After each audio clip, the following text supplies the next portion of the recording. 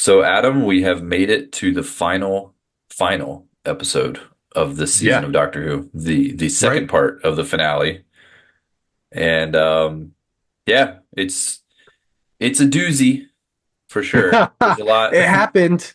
It Yeah, happened. there's a lot that happened. I will say just right off the top, there was some good stuff, there was some bad stuff, there was some stuff I absolutely loved. There was some stuff that I really, really didn't like. Yeah. So we can talk about the main points. We can kind of give our final reviews at the end on if it worked for us or not. But I'm tipping my hand a little bit. There's some good, there's some bad. And and I don't think you're alone though. I think after the episode came out, I do feel like this was the gauge is all over the place in regards to how it's being accepted. Mm, Some people seem like, hey, everything makes total sense to us, and I applaud them to be able to just sit back and enjoy something for what it is. That's incredible. I'm glad that they had that experience.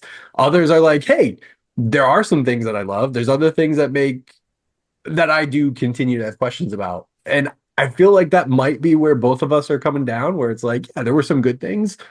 I still have questions. And then there's other groups, which there will always be other groups, right, that are just taking this one to task, where nothing makes sense, nothing is answered, everything's confusing, and Doctor Who is over. I mm. don't think we're that far gone. I think we're probably firmly in the middle camp at this point. Yeah, and I'll be interested to see where we align on what we liked and what we didn't like, and if it's the same things. We'll see. But let's get into it. So, Empire of Death, Series 14, Episode 8. Still sad that our Yes. seasons are so short. I miss the 12 episode seasons and the 10 It's episode seasons, even. Now we're down to 8. I do appreciate though that we don't have like a 4 month break in between like the first half of the season and the second half of the season. Like that we got to watch all the episodes Yes, they at all, one right. time. They all came out together. Now we just have a bigger wait until Right. the next Christmas special. Yep. Um, and I'd say, how many episodes do you think you would consider filler episodes this season? See, and I think that's one thing that I'm really interested to look back on is that um I think they did a really good job of each episode having at least one thing One connection. that either help to connect it to the broader story or even establish an additional part of the story. I don't feel like there's anything that it's like, okay, you could burn that episode and totally get away with it. Even if we Space go back to Babies. Space Babies, Space Babies, you could, except for the snow in the hallway, you could burn right? the It, rest of the it's the episode. one that So they, introduced the but is snow in that the hallway. really, but does that constitute not a The filler? Could you make a full filler episode and only have one scene that even if without that scene, they did the snow elsewhere. So we could right. have still picked up on that story point without that scene.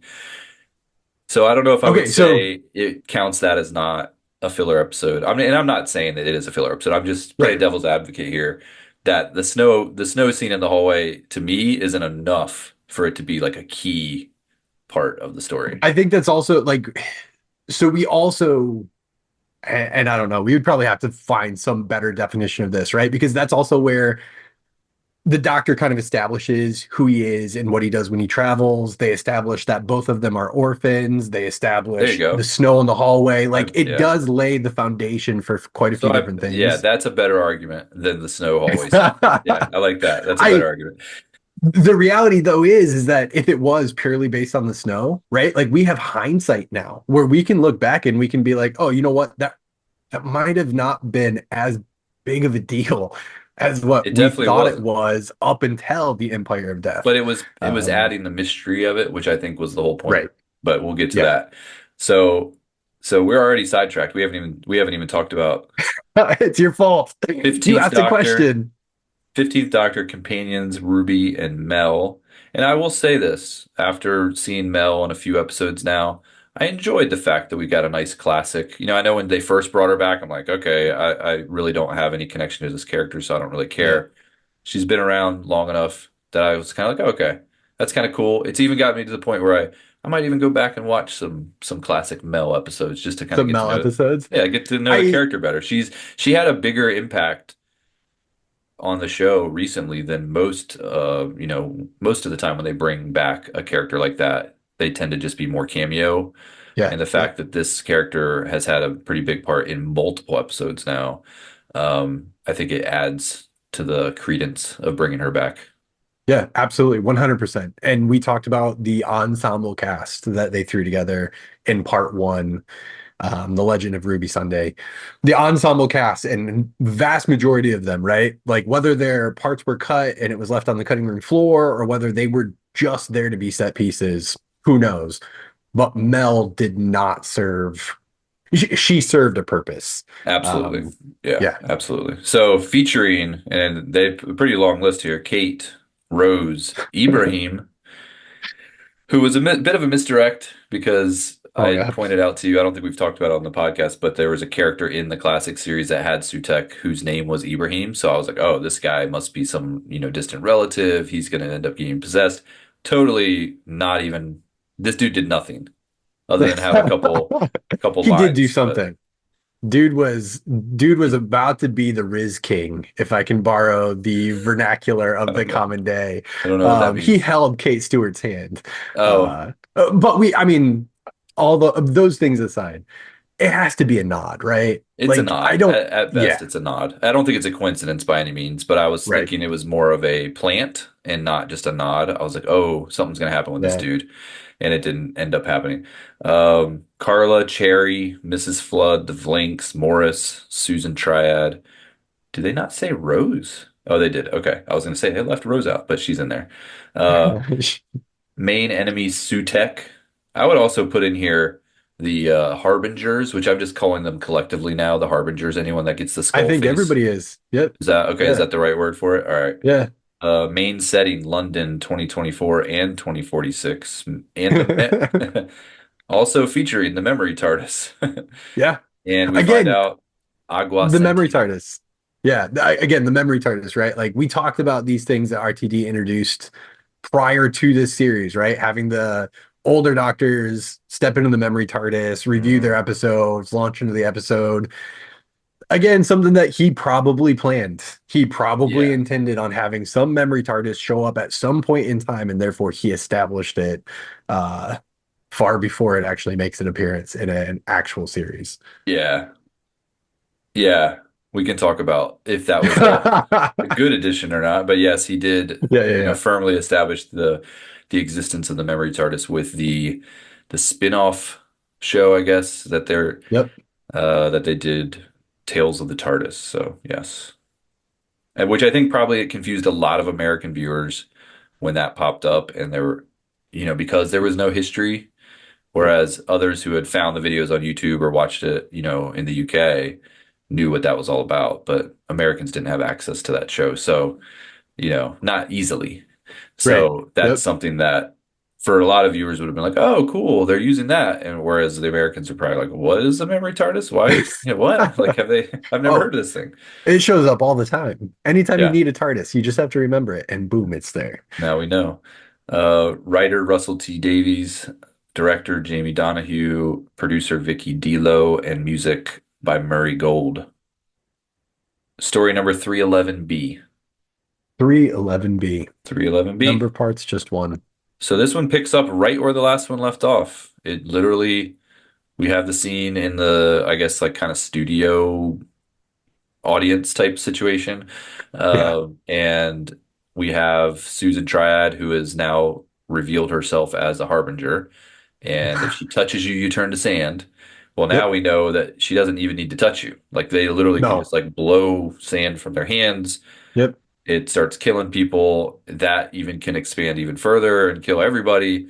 So Yep. this is just a matter of survival at this point with the doctor and Mel trying to get out of there. Yeah. And get out they do, right? Because it starts blowing and they run. And it is one of those things where Mel, we saw the previous episode, her kind of take control when the doctor has a breakdown in the hallway, tells him to get up. Basically treats him like a child. Hey, stop whining, stop complaining, and fix this. And then Mel's like, let's get out of here, run. And then jumps on her motorbike, her little scooter, and what does she say? Hop on, cowboy, and Yeah. tosses the doctor a helmet. At first, I thought that there was only one helmet and she was going to make the doctor wear it and she was just going to go like without a helmet. And I thought that was going to be Like really so treating him like a awesome. child. Right. Yeah. So awesome. But no, they both had helmets on. Good for No. them. Yeah. And I mean, it's definitely a moment of, once again, this doctor kind of freezing when Yeah. he shouldn't Yep. freeze, letting, relying on someone else to kind of take charge, not what we're quite used to seeing. Um, and it also, I would say this is even a bit of a nod because we've gotten the doctor on scooters or Yep. motorcycles in the past. So it's kind of like, oh, here's another scene with him. It brought to mind Clara and the Yeah. doctor, previous scenes and things like that. So it was a nice little nod to that, I think, as well. There was a comment from RTD in the like behind the scenes, not in the videos that they had on YouTube, but I think they did like a commentary for the episode Okay. Yeah. that's Yeah. available somewhere. And I had I've I been had seeing clips. yeah, so I had heard some clips from it, and he did talk about how emotional the doctor is and the crying doctor and that kind of stuff. So I think he spoke to it probably because he's been hearing that feedback, I Okay. guess. And we've talked about it plenty. And this episode is no different. He definitely has a few scenes where he breaks down and cries, Yeah. and gets very emotional. But he kind of said that was intentional. It was kind of his way of showing, especially a younger audience who he did, say this is the target audience is younger people. It's like, Yeah. okay, we kind of thought that was the case, but now we've heard it Right. straight from his mouth, that they are targeting like a much younger audience with this doctor. And that was his way of kind of showing a younger audience that it's okay to be that way. It's okay to Yeah. be emotional and show it. So, yeah, I mean, take it for what it is, whatever your opinion is on if you like the people acting that way or not. But that was intentional and from a message to the younger generation. And I appreciate if RTD is willing to come out and actually say this was an intentional decision that we're making, and there's a purpose behind it. Now, whether or not there truly is a purpose, because there's been other things that have come out from some of those behind the scene commentary things where you can tell he's kind of just coming up with stuff on the fly as people are asking questions, and he's like, yeah, that just serves the story." Like, I really didn't have a purpose of that other than that's the only way it really could have happened. So whether the crying doctor is really something they intentionally did, I do appreciate the fact that he's willing to engage with it and call it out. Because I remember back to all the way back to Whitaker, right? When we were doing the apology counter of how many times Sorry. Yep. Whitaker's doctor would say sorry in an episode. And not once was that ever addressed. It was just, yeah, that was actually just something that she did. And it kind of faded away. But for her entire first series, it was like every episode, she apologized like 4 or 5 times. Yeah, it was part of Um, her character. And I think, yeah, her being very apologetic was part of her character. I think him being very emotional is part of his yeah, character. And maybe traits we aren't used to seeing right. in the Doctor, so it's a little more jarring. I did go back and watch, so there was a YouTube video from the official Doctor Who channel that collected the best moments of Doctor Who, and they put these videos out where it's like 20, 30 minutes Yeah. sometimes where they just do There's clips a after lot. clip after clip after Yeah. clip. And it had some of the best moments. It had some moments that I was like, I wouldn't have included that, but there were definitely some really good ones. Everybody Lives Rose and Yeah. that kind of stuff. But I will say, and more than a couple of the scenes, the Doctor cried. He did Yeah. cry, and it was maybe in a different way, maybe with a little bit more meaning. But there were tears shed, so I was kind of forgetting a lot of that. So maybe I'm not giving Ncuti Gatwa or this version of the Doctor enough credit, and just saying, "Oh, he cries all the time." Maybe all the Doctors do, and I just forget. It's I I would be interesting to kind of go back and watch some more episodes and try to track some of that and be like, yeah, maybe we're just noticing it now, but because we just haven't seen those episodes in such a long time. I mean, I think there is a part of that is that time away from it. We don't have some of those nuances. And I think maybe part of it is we're more keyed into some of these things because we are watching the episodes with a fine-tooth comb where Yeah, when it was Tennant, we weren't. When it was Eccleston, we weren't. We didn't start until halfway through Capaldi. Matt Smith's tenure. No, we started with the No. 50th anniversary. That was our Oh my first. goodness. review. So That's wild. we Yeah. essentially started with Capaldi. We did do the 50th, which, Okay. obviously was Tennant and That's where Smith, Smith comes in. but yeah, we pretty the first full Doctor that we covered was Capaldi. Okay. Yeah, All that said, I don't think we would find it every episode, definitely not. multiple Yeah. times in every episode for an entire series. I And think that's we'll what makes this one stick out. I'll bring it up again later too, because there's another scene that there was a direct comparison, I think, that I found interesting. So we'll talk about that in a little bit. But for now, yes, we have the Doctor on the scooter with Mel. They're trying to get out of there. People are Yep. dying. Like everyone's dying. Yeah. Sand is killing Everybody's dying. everybody. And Yep. so it's one of those moments where you're like, okay, enough has happened. Enough people have died. We're going to get to scenes where even more important people die, where you're like, okay, this has to be reversed, right? Like Oh there's yeah. always that Oh moment in a show, where you're, especially a show like this that involves time travel yeah. or magically fixing stuff, that you're like, okay, because of what I'm watching right now, I already know that Yeah. a lot of this will be reversed, because sure, they're not Right. going to kill the entirety of unit, that type of thing. Yeah. So Yep. yeah. So the stakes 100%. have already kind of, they're high, but it's not as high as a show where, like, oh, a show just killed a main character, like, spoiler alert for, Game of Thrones, but like the Red Wedding, when John, or not John, um whatever, the brother that got killed at the Red Wedding, but yeah, one of the Stark boys, and you're like, oh gosh, this now has raised the stakes because they're willing to kill off that character. Yeah. Whereas in this, it's like if Kate turns to dust, you're like, they're not really Right. willing to kill Yep. off Kate. So we know that the stakes are not as high as we thought, because it's probably going to get reversed. Yeah. So the flux, Sutek or the flux? Are we at that point yet? Like more higher stakes, Sutek or the flux? I mean, I guess Sutek, well, they both kind of did the same thing, right? The flux wasn't totally reset, right? Like we were still Oh yeah, we know that's kind of a commentary that we probably shouldn't even bring up at this point, because yeah, there was a right. lot of questions as to what the lasting effects of the flux Right. were. It seemed like there were Whereas more lasting effects from the flux than there was from Sutek. whereas Sutex was like, yeah, you did this thing, but we were able to fully reverse it. Right. But I mean, we do have, you mentioned it, the entirety of unit gets dusted. Um, but not before they open fire on Yeah, Sutek. Like all of them in their own way. The Vlinks, we have oh goodness, Blinks has bless his laser heart. eyes. Yes. That was not Yep. something I thought I was going to see. We have No. we have Morris Morris on his scooter, has his scooter open with up full lasers, auto. Yeah, which that was a he little goes full odd auto. watching him, this child, like just go, Oh shooting. yeah, I was like, ooh, that's kind of 100%. disturbing. Yeah, unit for all that the doctor says about not wanting to have guns involved. Unit is not that way. They arm children. I think if it's Um, lasers, it's different. if it's That doesn't lasers, it's count. Yeah. different. If there's no bullets, Rose, she's just playing Balloon Tower defense on her she's doing her iPad. iPad. Yeah, that was That's I that's all she's doing. found that funny too. Yeah. But yeah, all of them get dusted. Kate makes the comment that at some point maybe there'll be birds.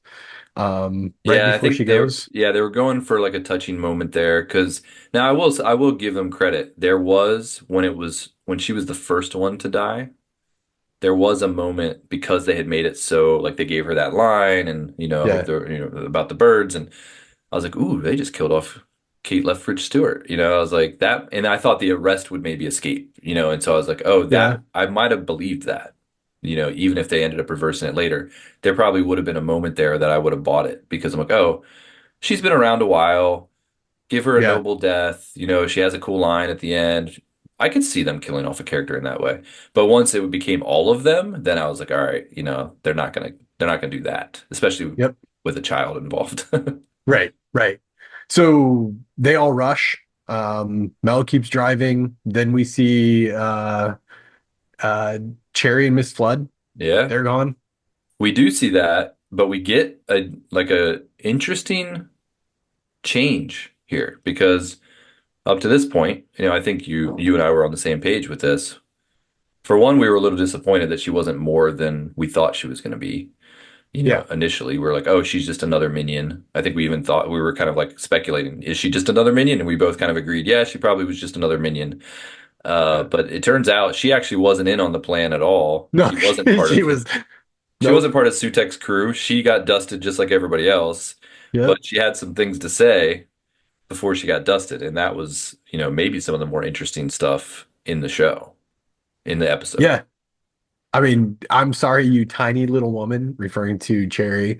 I'm so sorry it ends like this. I had such plans, and then That's she's not even the gone. best part. She's like, "Do you believe in Oh, like God yes. or something? Do you?" I forget how she Yeah. worded it. Do you believe in the power of prayer? There you go. And then she's like, "Tell your maker I will come to storm down his gates of gold and seize his kingdom in my true name." Like, holy Yeah. cow. Yeah. That's very intimidating. So she is something. She's something else. Later on it's confirmed. But she is definitely something more than we gave her credit for, which I love because, sure, they kind of tipped their hand a little bit early with her that she was special. And so I'm glad that there's more to her than just being another Sutek minion. Yeah. I mean, yeah. Yeah, I'm interested to see where this goes, right? And it looks like the Christmas special or maybe entirety of next series all depends on who she is, but Yeah, it could just be, yeah, maybe she's just the villain they fight at the Christmas special, or maybe she's a bigger deal and kind of lasts longer. But I mean, we'll see how good she is. Maybe she's the master. Who knows? But there's something going on with her, and have you, since we're on this topic, have you seen everybody calling out the fact that her costuming aligns with previous companions? I did see one image where they Okay. showed a side by side of her and Clara, and that they Yeah. had a similar, gray sweater with a white collar. Right. Um, Right. I didn't know there were more images. Were there more? Or is that the There's main like one? there's two or three other ones outside of Clara that it was Are they as almost convincing? identical, Okay. if not very closely Hmm. related to some of them. Things that it's like, okay, would a elderly woman really wear a beanie? And then they show a previous companion who has basically similar color scheme and a beanie on. And it's like, okay, maybe. But So, yeah, in your it's opinion, because interesting. you've seen more of it than I have, happy coincidence, intentional shout out, or Easter eggs for things to come?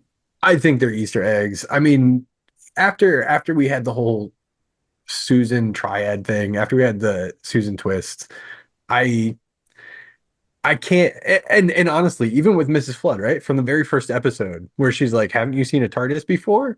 It's like they've been planting these seeds the entire time. Yeah. I would not be surprised if these are intentional decisions that they're making to call out previous companions. Hmm. Um, she's been following the Doctor for far too long, clever boy. Oh, that's true. She did say clever boy, which is Yeah. Clara a regular line of hers. Yep. So yeah, maybe there is more to it. I'll give those internet speculators their due. I'm the voice of the speculators. There you go. Did you get Avengers vibes? I don't know how you wouldn't Oh yeah, with the absolutely. dusting, The everybody snap. dying with the snap and Yeah. the dust, and even like now that we talked about how the unit tower looks like Avengers Tower. So Yep. it's once again, intentional nod to things, or just couldn't come up with a better idea, so kind of ripped it off. I don't know. RTD has already made some statements where he definitely is interested in other Disney properties. Hmm. So maybe he is drawing from inspiration from other aspects of He was kind of ripping Disney on Star properties. Wars, I remember, like recently, right? He took He some was, but shots. Yeah. he is very familiar with it. We'll say Yes, that. yes. Yeah. Yeah, I thought I will say though, I think the effect of the way people died from the dust or from the sand in this one was actually a little cooler than the way they died in Avengers. And Avengers you was more preferred like the kind of like skeletal falling it was sand more as opposed to the intimidating. It looked dust? more like a Yeah, true death. Like, oh man, yeah, you literally just collapsed in on yourself and it's kind of more right. violent looking. Whereas the Yeah. The Avengers one was more like sparkly, like, oh, like the dust kind of floats away in the wind. I mean, it was still sad, but this was more like, oh gosh, like that person's head Yeah. just collapsed in on itself. Yep. No, agreed. Yeah. Yeah. So Ruby was in the time window the whole time, which I guess maybe was intentional to send her there, as a story point of how she is still around too. Like everybody else basically dies of the sand except for Mel, the doctor, and now Ruby because Ruby was in there. They came and meet her there into the time window, Yeah. and that's where the TARDIS shows up. They already had seen the TARDIS in the time window, like a version of the TARDIS. It wasn't like fully Right. realized, Right. and then the doctor goes into it. So I guess it was realized enough for him to enter it. And then he came back out and kind of told Ruby, hey, you're the one, you need to remember more, feeding more into the whole Ruby is special. She's got some kind of powers that maybe everybody else doesn't have. And the doctor is basically like, hey, you're the one that can make this like a fully realized TARDIS if you can Yep. just continue to remember it. Yeah. Nitpicky, I'll point out, is she never actually saw the TARDIS at that place, so how would she Right. remember it? But yeah, nitpicky. That's it is.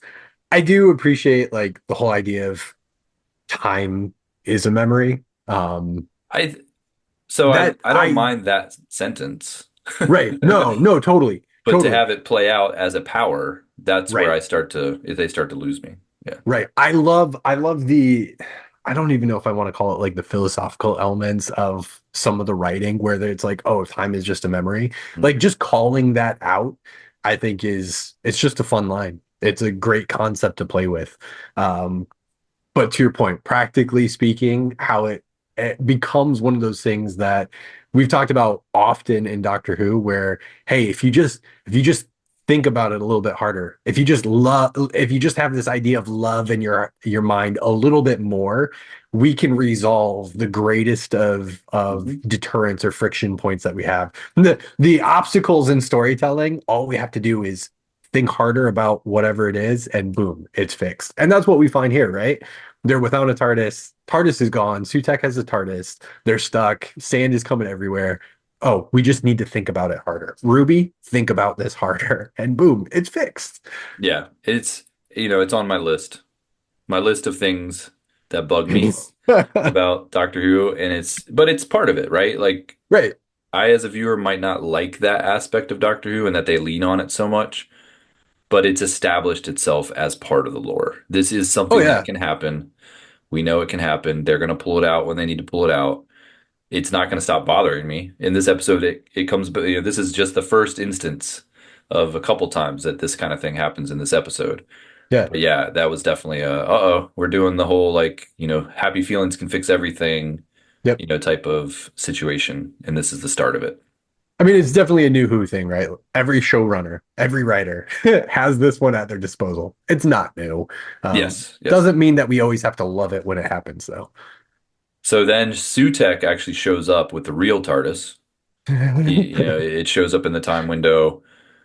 Doctor has some memories. They play some clips of, some audio clips of kind of him remembering when he faced Sutek. I Yeah. think we talked about it some in the last episode. This doctor, the fourth doctor faced Sutek as a villain.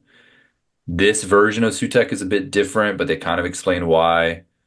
But yeah, Sutek shows up with the TARDIS, and basically now we know that he's been on the TARDIS, traveling with the TARDIS. They do a bit of a flashback to kind of show us, that because the Fourth Doctor banished him to a time vortex. And I Yep. did watch a lot of these clips. I went back, I watched some clips that they already had released on YouTube through the official channel. I tried to find some unofficial channel stuff.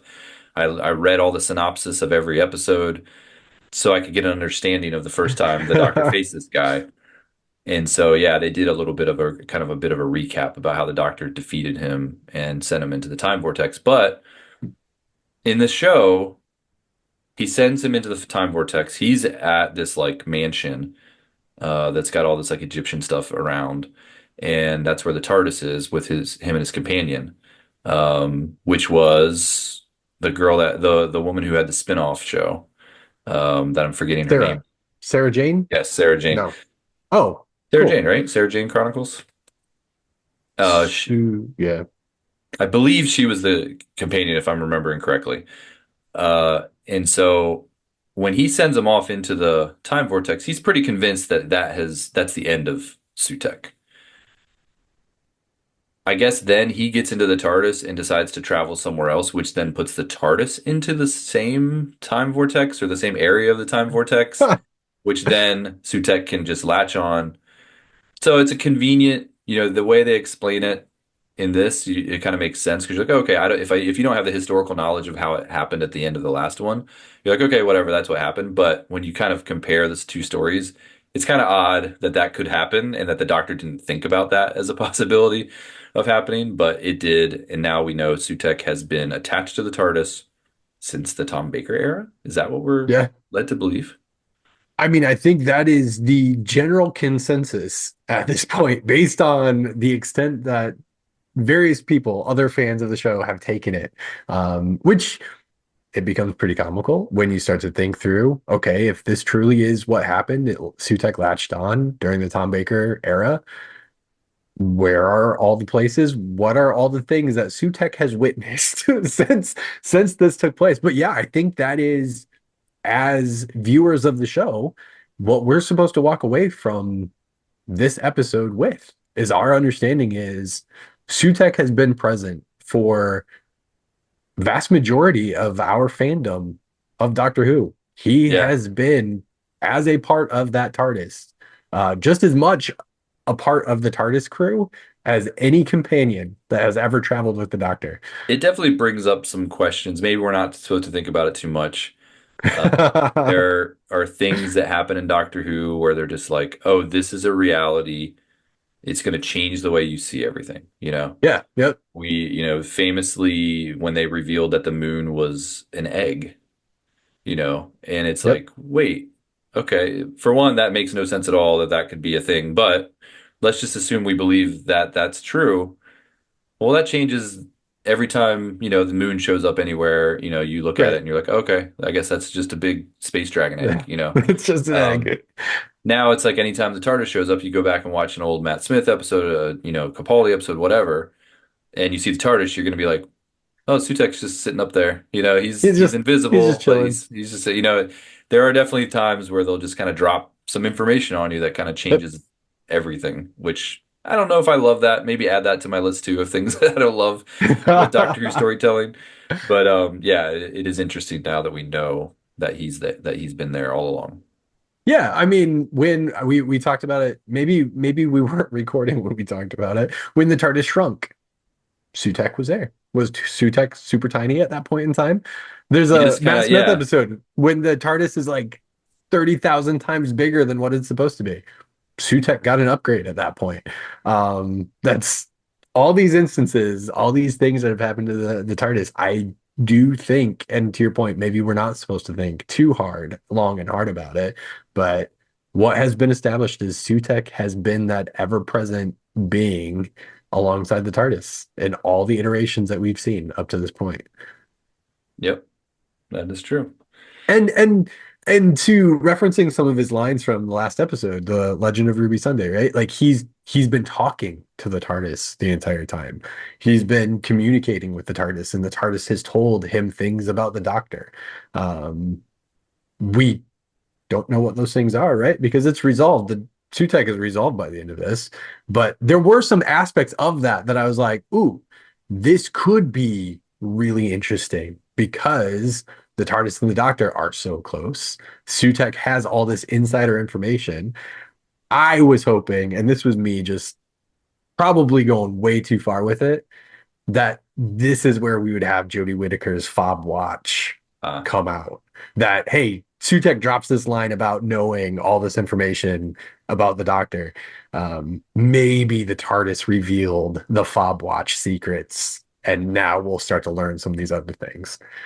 Disappointed in that one. That didn't actually come about, it but would have been a good time to bring it back up. Yeah, but and I guess you had said previously too, you had talked about how, you know, would the TARDIS go along with, it's kind of hard to believe that the TARDIS wouldn't, would participate. So yeah, it does kind of bring into question how much did the TARDIS know that if Sutek was there, Yeah. was Sutek able to, hide himself even from the TARDIS, all the way up to the end? And once he did reveal himself, why didn't the TARDIS take any kind of action against him? Yeah. He just had full control. Maybe he's just so powerful that the TARDIS just stood no chance against him. Also, there were two TARDISes, right? Like just when the bi-regeneration happened, there was one TARDIS, and then the toy maker's hammer split it into two. Oh yeah, Are there two techs now? I forgot Like about that.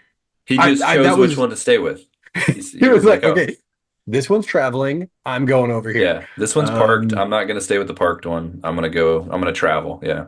Also, Tennant got dusted, Yeah, of right? Donna course. and Tennant both got dusted.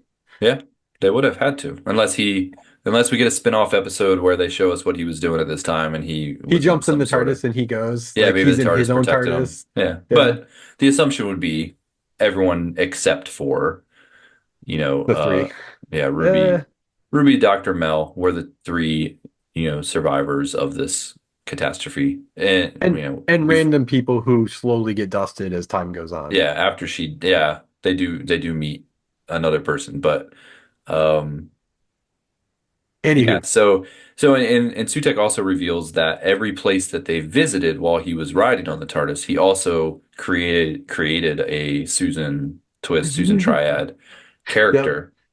That was interesting. I mean, okay, that's kind of hard to wrap your head around because that, he said, we find out later that the perception field around the TARDIS is yeah, 73 yards, so that's a nice callback to that. Weird things happen in 73 yards or whatever, strange things or yeah, however the doctor said it.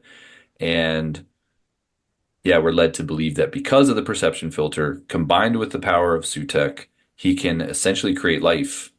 yeah, And that's what Susan Twist or Susan whatever Susan Twist yeah, gets created every single place they land and every time they land there. So if they landed on Earth 100 times since Tom Baker's era, there's 100 versions of her out there, and maybe that's what made her so powerful and so intelligent. And, they didn't give us like super clear understanding of how it all worked right. and how she was the mother of someone or that kind of stuff, or was that just a belief because of the perception filter that she was someone's mother? So yeah, but yeah, we're meant to believe that that's a creation of Sutek, and there's a bunch of them, and because there's a bunch of them, not just this timeline's getting dusted, but every timeline that she's a part Yeah, of, she is dusting. So it's pretty much not just the universe as we saw it in this moment, but like every place the Doctor has landed and every time. So there's multiple versions of this happening all over. There's no place he can escape, essentially. right. No, it's all encompassing, all consuming. It is again one of those things that like as we talk through it, the god of death creating life. Like, okay, cool. I didn't think that was like what the god of death would want to do is create life, but I guess if the point is to then bring death, To maybe bring death. creating It's life is yeah, okay. yeah, Um, but it's I think what you mentioned as far as the perception filter, that is where some of these mysteries are some right. Like I won't loop you in on this, Aaron. I was thinking, okay, come this episode, all of these different story threads that have been spun throughout this series, come this episode, they'll all be tied up. We'll have conclusions, we'll come to understand.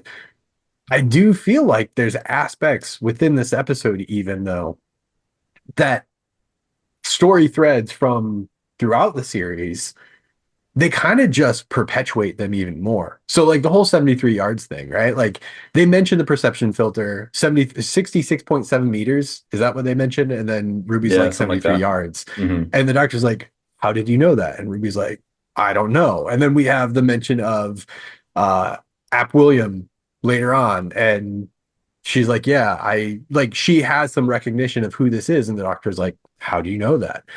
That part of it is never resolved. But yet we have this picture into another story element that is like, there's something more in 73 yards that I feel like they're just going to continue teasing that out. as Hmm. we go through maybe next series.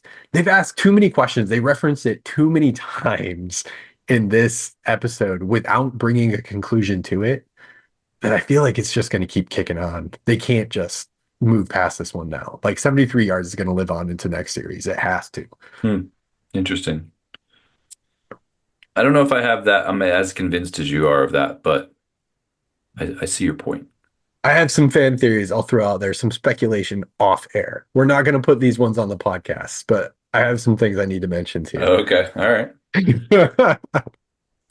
Nice tease just for me. I like that. Yeah, so the doctor did have like the beginnings of like a little monologue, a little speech. We've been asking for it. He has a moment. It's short-lived, but he kind of says, Sutek, I'm going to defeat you with I swear on my two hearts, or, I'm sure you have the exact lines there. But he kind of has his little mini rant, mini monologue. I don't know if I would count it in the pantheon of great monologues, but yeah, he had a little moment. He did have a little moment. We do need to come up with a defined how many a word count for what constitutes a doctor monologue. Maybe there's a category for mini monologues. That's what this is. Um, we're just looking at it right now. There's a lot of question marks throughout this entire statement. He asks a lot of questions, but they're powerful questions that he asks. It's on the verge of it, right? I said I wanted to see a doctor monologue in this episode. At the end of the episode, I don't know if we really I didn't feel like we got one, but Mm. he does have a brief moment here that gets him closer to having that longer monologue. And the doctor kind of realizes that, like, why am I not being killed? That kind of thing. We come to find out the reason why Sutek has not, kind of finished the doctor and Yeah. Ruby off is because he is as invested in the Ruby Sunday mother mystery as the rest of us. He's on the Yes. message boards, he's got his Yeah. theories, and he's like, I'm not going to kill this guy until I find out the truth. So he's a bit obsessed with it as well. And so that's what, the doctor, realizes it. So the doctor, they escape in the remembered TARDIS. Yep. We get kind of an explanation of what it is. It's, a little bit of every TARDIS kind of, it's built by memories, I guess, because it's in the time window, and that time window is being driven by memory in the past. And that's how, a TARDIS like this can be cobbled together.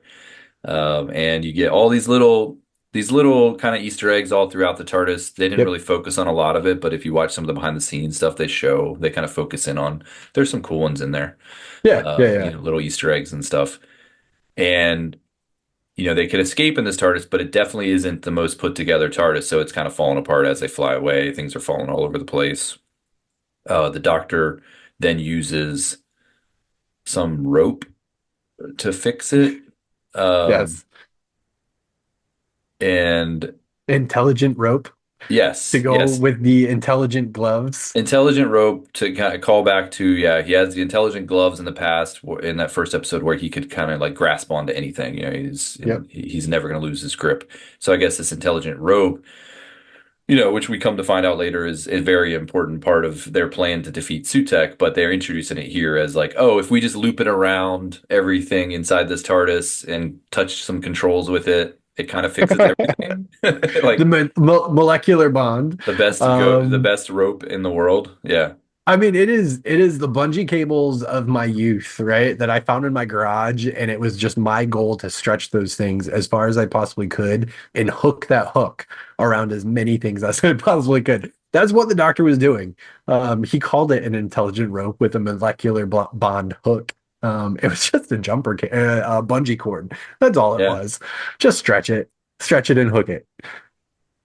I don't know how rope like can fix, a TARDIS from like overloading or whatever was happening there, but I guess the idea is that this rope is kind of like a do everything type of thing, and you Yeah, just need to kind of it's like his attach it. intelligent gloves, right? Like I can hold on to a ladder, support my entire weight in someone else's as long as I have that intelligent glove on. This intelligent rope, it could hold the strongest things together. Um, it's what everybody wants. Okay. so so you had talked about how you didn't want there to be a time jump, or I guess you had asked if I thought there was going to be a time jump. Yeah.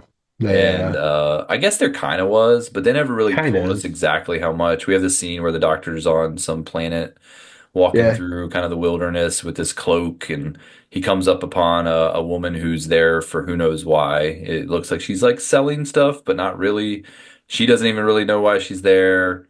She's Yep. kind of lost a lot of her memory.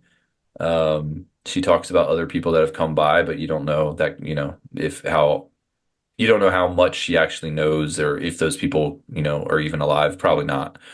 So the doctor, I will say, this felt a little kind of off, like out of nowhere kind of scene. Yeah. And I don't know that it was 100%.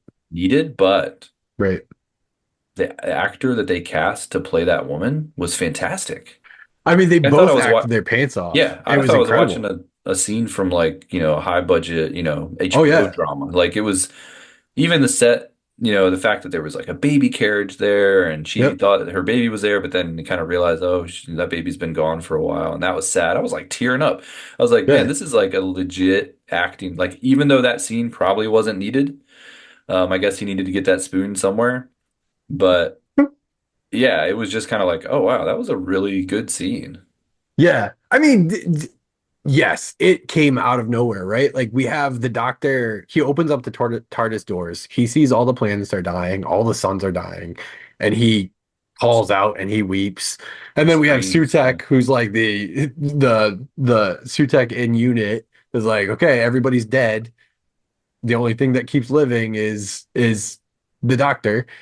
And then we just like get dropped into this planet and it comes out of nowhere and you have this very like visually appealing, very aesthetic walk of the doctor up to this tent, and it feels very intimate and very small, and the pace slows down, and basically you forget about a lot of the other story elements, right? Like it's not big, it's not flashy, and you're just in this small little tent and it feels totally out of place, but it plays out incredibly. They Yeah. both play off of each other so well. I don't understand the spoon.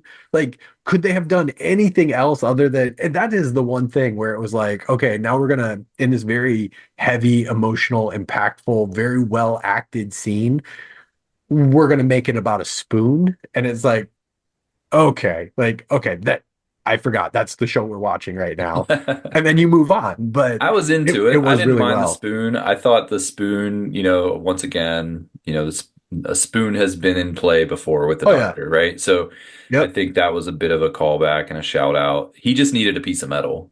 Now, Right. I think they explained it, but like in my head, I was like, oh, this remembered TARDIS has tons of stuff in there. There's got to be a piece of metal in there. But he kind of, I think, had a throwaway line that he needed something that was real, something that Right. wasn't, from the real Yep. world, not from that remembered TARDIS. So they Yep. did kind of explain that.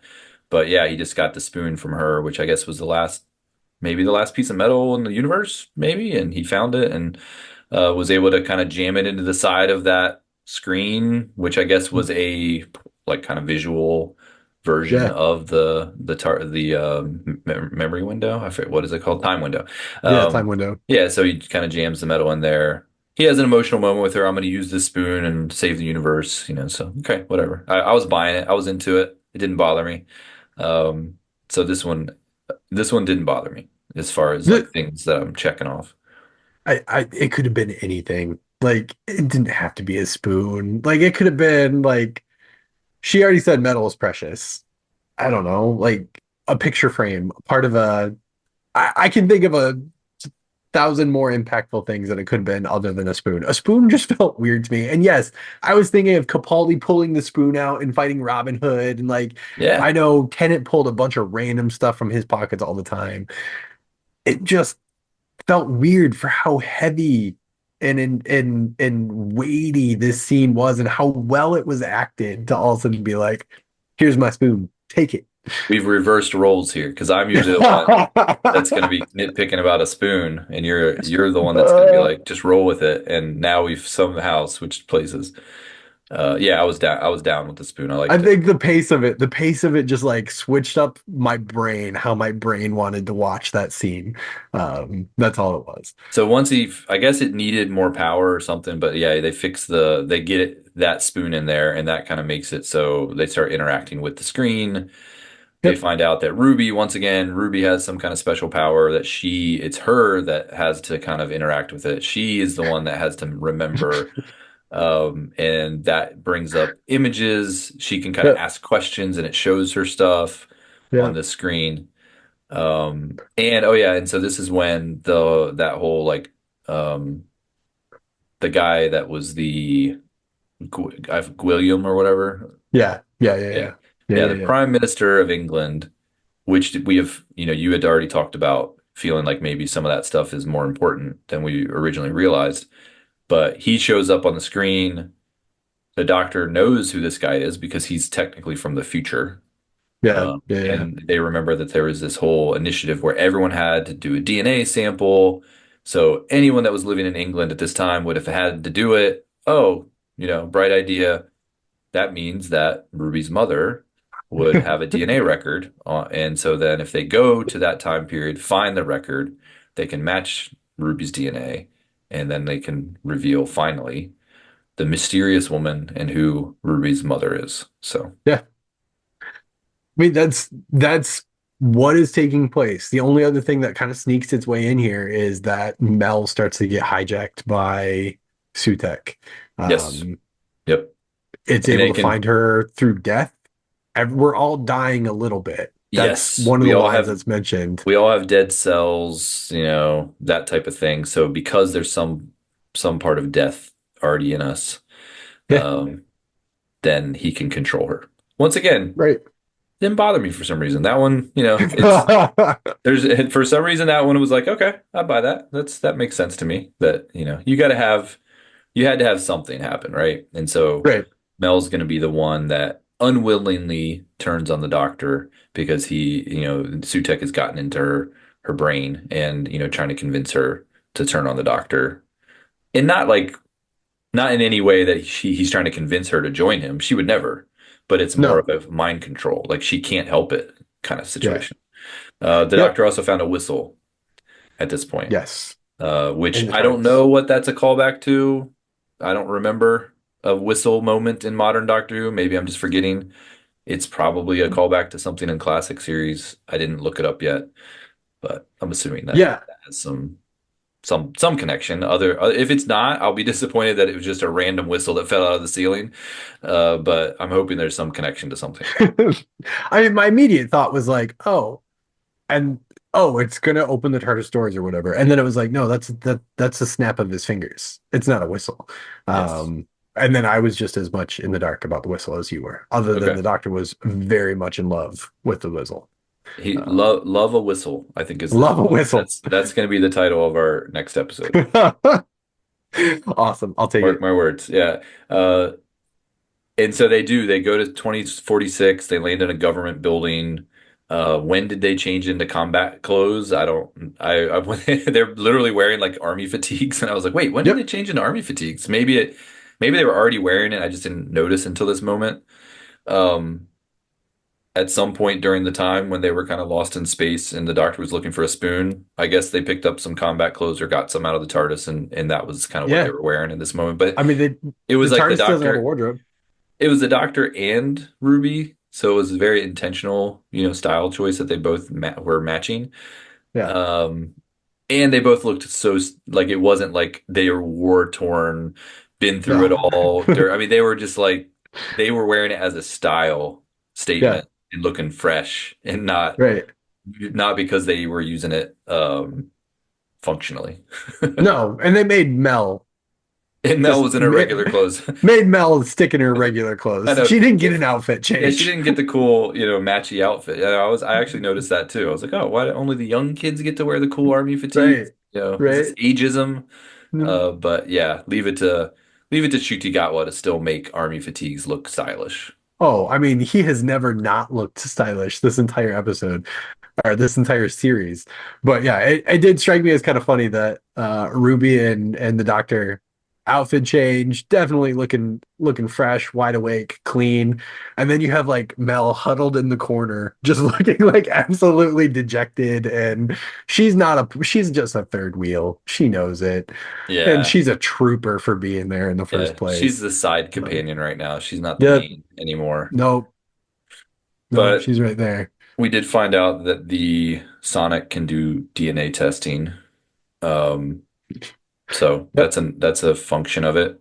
And they do that. They get like I guess kind of a blood sample from Ruby, use the Sonic. They, then do Bluetooth, I think, with the Sonic next to that Yep. screen, and they are able to put the sample in there and find a match. Yeah. So this is where it gets kind of strange. You think, you think there's a match. You also have Mel who shows up now. She's fully taken over by Sutek, and she's now got her hand right by the doctor's face, so she's a pretty Her big hair threat slicked back at and this point. yeah. And Ruby has now got the screen. She's found the match, but she's confused by it. She keeps saying that. She's making a big point of the fact that she's confused by the match. And then Sutek's like, hey, bring them to me. So they, Yep. because of a lever pulled in the regular TARDIS by the other Harbinger, that somehow teleports them back to unit headquarters. It happened. I'm not going to question it. So they're there. And um, yeah, at this point, I was just confused as to kind of like what Ruby was seeing. They were selling me on the fact that she had seen Yeah. something that was very confusing to her. Were you buying it at all, or were you like, were you in on the ploy yet? No, I was not in on the ploy. Are you kidding me? This is also one of those like misdirects, right? Because Yeah, the doctor leading up to it, the doctor says goodbye to Mel, has Mel go guard the door, right? And Mel's like, okay. And there might be some visual recognition in the doctor's eyes that, hey, something's not wrong with Mel, but nothing shows up on screen. And so Mel goes out, Mel gets turned to Sutek's minion, and then comes back in. Come to find out later on, it's like, no, after she left, the doctor and Ruby came up with this whole plan and whole scheme thing. And it's like, we were left out of the picture. One of these yeah, things that happens off screen, we aren't in the loop, and then it comes out. No, I was not in the loop on this. I was not picking up on the ploy. I truly was just kind of on the edge of my seat. That might be overstating it slightly. I just wanted to finally have the answer to the question that we've been asking the entire series. Who is Ruby's mom? yeah. What is Ruby? Who is Ruby? So I was locked in. And even the little quick flashback where they flash back to the office and show that he had like, oh, she's too cold. Yeah. That's how he figured out that she wasn't herself for Mel. It happened so fast. That flashback happened so fast. And I think like the first time I watched this show, I might have just been distracted or whatever. I was like, I had no idea what was going on. I was like, what is happening right now? Like how, like, Yeah. and so Ruby, they get there before the ploy is revealed. Ruby, the doctor gets attacked by Sutek, kind of this paralyzation. He's in pain. He's on the ground. Ruby cares for his safety, so she's like, "I'll give you the name." She walks up to Sutek. She's got the screen in her hand. This is for you. She kind of like puts it up as if it's like some kind of Yeah. whatever, like tribute to him or something An that she an offering. offering. That's the word I was looking for to give him, and he's all excited. He wants to know the name. That's the big mystery that we're all wondering. Who's Ruby's mom? Yep. And then she throws it on the ground, explodes. So if she did have the information, it's now, it's gone now, but we find out Yeah. later she actually didn't have any information. And but she was just trying to get closer to Sutek because she needed to attach the magic rope to The his magic rope. conveniently placed collar that has a ring at the end of it. Um, Conveniently placed dog collar. Yes, he absolutely had a dog collar, and she clipped to it. And now Yep. they've already established this rope is magical. Doctor's got magical glove, so he can hold the rope. It's all coming together. Yep. Yep. No, nothing was wasted, right? They planted these seeds a long time ago, or back in the TARDIS. The molecular bond hook, which I guess means, hey, if it's molecular bond, it's not coming unhooked at any point in time. And Guess that Ruby makes just had sense. to get that molecular bond connected to the collar. I guess Sutek probably could have taken off the collar at some point, but all they had to do was hook it to the collar, and then one glove heave ho, lock that thing, tie it to the TARDIS, and let's go. Yeah, and the missing piece, like the final piece of the puzzle, which they had already revealed to us too, is he had the whistle Yep. that can control the TARDIS to some extent, and he Yeah. maybe it wakes the TARDIS up from its trance. I don't know, but he blows the whistle, and the Harbinger that's in the TARDIS, Harriet, is blasted by a cool beam that came out of the TARDIS. This was the moment I thought that maybe the whole like fob watch thing was going to come into play because you see like the kind of panel open or like the Yeah. console, and I'm like, oh, that's where it's at. Like maybe she's going to see it, and or maybe they're going to reveal that it's still in there. No, they nothing. It's just like a big like Massive laser. Iron Man style, kind of Yep. thing, and it blows through her out into the open, which then pushes the TARDIS across the room so it's closer to him. They're able to jump in the TARDIS. They've already attached the rope to Sutek. Get in the TARDIS, they now attach it to a convenient ring that's on the console. And now Sutek is trapped essentially Yep. by this rope, and they can drag him into the vortex again. Yeah. And at that point, just ripping him through the TARDIS or through the time vortex. I guess his claws are ripping open the walls of the time vortex, which then brings back life. Or just removing him from the timeline brings back life. Uh, Yeah. something something Well, at they some point in time. they don't leave it to our speculation though, because the doctor clearly states what's happening. You know, death, you bring death to death, and it equals life. And you bring life. Yeah, that's what he says. So that's what we're supposed to believe is happening here. What the logic is on that, or kind of, I think it's one of those moments where you're just like, okay, that is what it is, and Yeah, that is what it is. Like it doesn't make any sense at all. In nowhere in nature do you bring death and death combined and it becomes life, right, right? right. Maybe if like a rotting corpse into the dirt and a tree grows out of it, maybe. I don't know. Like, I guess there I is life that can come from death, but like it just was a weird concept for me to wrap my head around that that was the resolution to bringing everything yeah. back. Because I maybe hope that they'd get a little more creative with what the resolution ultimately would be. Yeah, I mean, at this part, I wasn't even waiting for the resolution. I was more caught up in, I mean, he's not killing Sutek at this point. He's just He's dragging using him. Sutek through Yeah. the vortex. Like, there's no death at this point. That comes later when the doctor's like, look what you're making me do. Like, we're on opposite sides now. You're making me into the one that does bring death because I'm going to kill you. Um, it's Well, not until Sutek, Sutek is separated from the target, like from that molecular bond magic rope, intelligent rope, that death actually happens. Unless the Sutek is process of death. getting drug through the vortex, that's killing Sutek right there. Well, I think Um, Sutek is death. Like yeah, he's the Sutek is god. definitely death. So he's death, and then death has already happened because he killed everyone. So they're bringing death to death. So the death is already there. He's the other death. The second death is Oh, Sutek. I thought it was like by killing death, we bring life, death to No, death, I think they were then life bringing comes. yes. I mean that's how I understood. And his claws. I mean, everyone knows that if you take an Egyptian god through a vortex and he drags his claws along it, it's gonna. I mean, everybody knows He that. resets. Yeah, He it resets saves everything. everyone. And because it's in the time vortex, it's not just that time. It's everything, Right. because It's everything. I don't know how I time mean that vortexes work, but it's, pretty convenient that they were able to just kind of drag him through there and that kind of fixed everything. I mean what we do know about time vortexes is as long as you have some connection to the TARDIS at any point in time in the time vortex, you're okay. Mm, But as soon as you're separated from the TARDIS, that's when you blow up. yeah. So Sutek survived all the other time vortex because he was grabbing hold of the TARDIS. He survived being in the time vortex because he was connected via intelligent rope.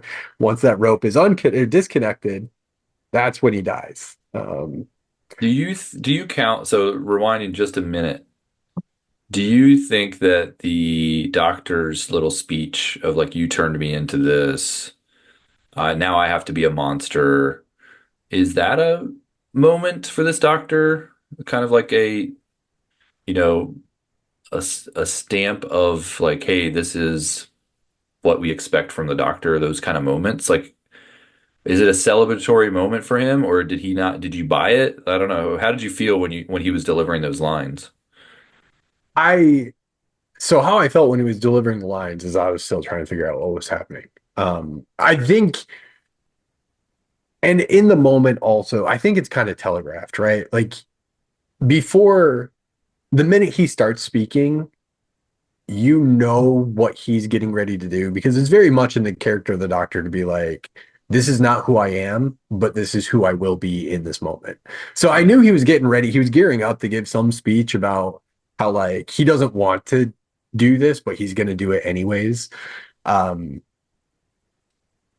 I don't know if that is necessarily a monologue that I wanted him to give in that moment. I will say the one thing about that that felt very doctory to me is him making the decision, him making the hard choice, him going against his principles to do what had to be done.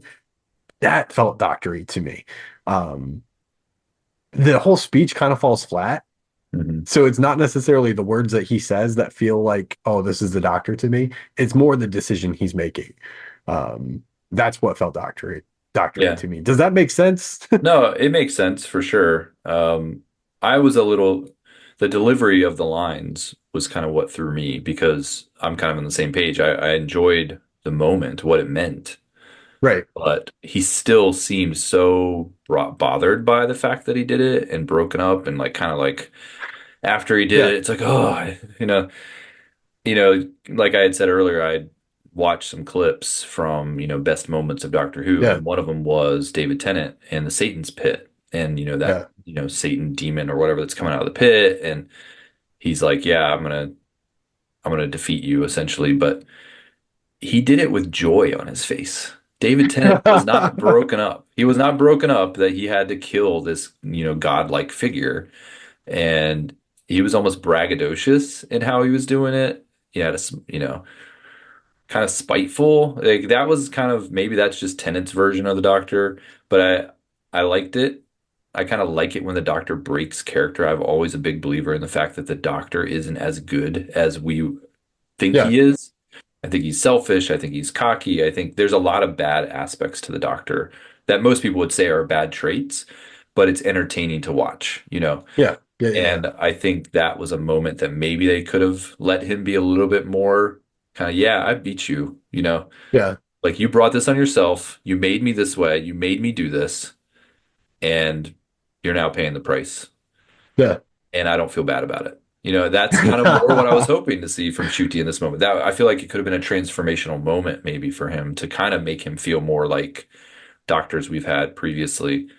So yeah, that was kind of my take on it was just like they got him almost there, but not quite. Yeah. I mean what you said resonates. I fully understand. I get it. I do feel like in the past when different versions of the Doctor have had to make decisions like this, there is they'll either approach it like you mentioned with Tenet, where it is almost like I can do this and I'm going to do it with a smile on my face. There's Mhm. also ones that are more stoic in their approach, like Eccleston. I feel like every time Eccleston made a decision that would result in some hard decision, it was just more of a fatalistic, I just have to do this. And I've done this so many times before. I killed my own planet. And this is just what I do. I'm not going to laugh about it. I'm not going to smile about it. I'm just going to move forward because this is what I do. There was a And I feel moment like, there were I just I'm sorry to interrupt, but just I didn't want to lose yeah, yeah. the the relation, but there was a moment in the best of where somebody says, I've killed Time Lords before, and Eccleston was like, I killed them all. I I was like, mean, I'm like, yep, yes, like those are the moments that I love because there is a part of this doctor, as much as he tries to act like he's broken up about, oh, I did this and I did that. I think there's a part of him that kind of enjoys yeah, some of that stuff and kind of yeah, likes to put people in their place and kind of likes to cause the death of these very bad people. And I don't think he's as sad about it as he puts on. So like I like to see when that breaks through, the yeah, facade. So that's what I felt like Gatwa wasn't showing that. Man, I'm sure it's directed no, to him. Like, don't show that probably. right. It's not his I do feel decision. like I do feel like the under below the surface of every doctor is that like BA individual who can, for lack of a better way of putting it, like they're the one that can pull the trigger when the trigger needs to be pulled. They will Mhm. press the big red button when the big red button needs to be pulled. I think that's I think that's been true of every doctor. This doctor feels a little disconnected from that. Like I don't know if no, actually we know that this doctor can't pull the trigger or can't press the button when the button needs to be pressed, right? Because Rogue had to. This doctor, at the Mhm. end of the day, he's not going to be the one that does that. Whereas Tennant was like, hey, Donna, the only way this can actually work, and I hate that it has to be this way, is that you're gonna have to die. And like that's what he did only 7 episodes ago, 8 episodes ago. And Donna was like, yeah, cool. I get it. We're gonna do this. It doesn't feel like this doctor has that underneath their surface. They Yeah. can't make these decisions. I hope it comes out more. Maybe it just never will. Maybe this is just this version of the Doctor. This is kind of how he is, and we won't see that kind of more darkness come through. I always like it when it does. I feel like pretty much every version of the Doctor had some moment. Maybe not Jodie Whittaker. I'm trying to remember. But I feel like it is kind of part of each Doctor's story is they have to make these tough decisions. And I guess maybe this is that. Maybe it's just he reacted a little bit different. He did kill him. He did cut the rope with his TARDIS doors, right? Yeah, yeah, And it caused him to die. So, he did have his darkness, but he seemed too upset about it. yeah. Yeah. Yep. So So Susan Twist is still around. Everybody This, everybody comes back. So basically, like we were describing, he goes through time and fixes everything.